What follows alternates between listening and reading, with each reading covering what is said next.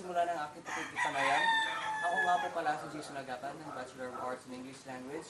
At kasama ko po ngayon ang isa sa mga aktibong kagawad ng Barangay Recto 40 Bataclaban City, Mr. Edward Anthony Eclipse.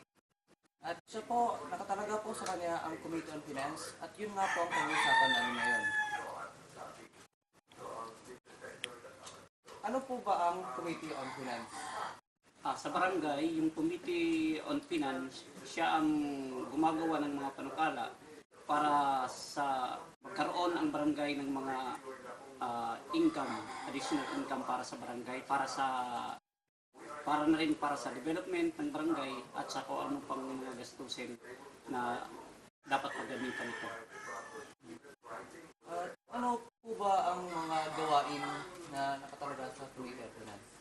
Sa ngayon, ang ginagawa ng Committee on Finance gumawa ng mga barangay resolutions para makapagpatupad ng mga pagkolekta ng mga buhis sa barangay.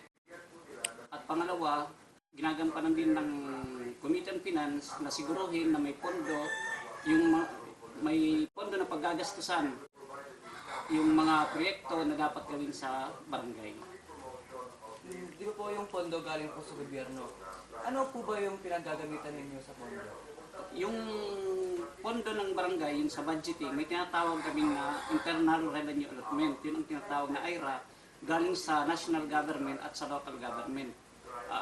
Kada barangay may share sa national government na pagkakalam ko is 40% sa revenues ng gobyerno, saka yung 40% na yun i-divide sa lahat ng mga barangay sa Pilipinas. Depende na rin yun sa laki ng populasyon kasi binabase yung IRA, yung Internal Revenue Allotment sa populasyon ng barangay.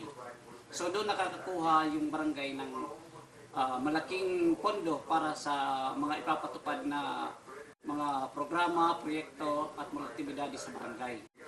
Meron pa rin pinagkukuhanan yung barangay, yung local dito na sa barangay, yun ang sinasabi ko kanina, na nangongolekta yung barangay ng mga taxes para sa additional source ng fund sa barangay.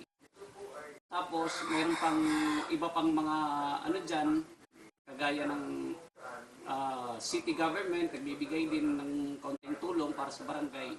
So yun ang mga basic. Meron pa yung tinatawag na RPT, yung sa yun, sa mga buwis sa lupa, may counterpart din yung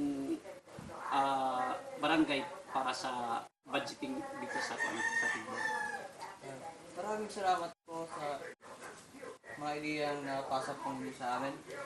At natunghayan niyo po ang aming pinag-usapan ni Mr. Edward Anthony Eclipse. At sana po may natutunan kayo sa panunood. Muli nga po pala, ako po si Jason Agapan ng Bachelor of Arts in English Language na nagsasabing ang pera po na galing po sa gobyerno ay dapat ginagamit sa mabuting paraan, hindi po pinikurakot. Maraming salamat po sa panunood.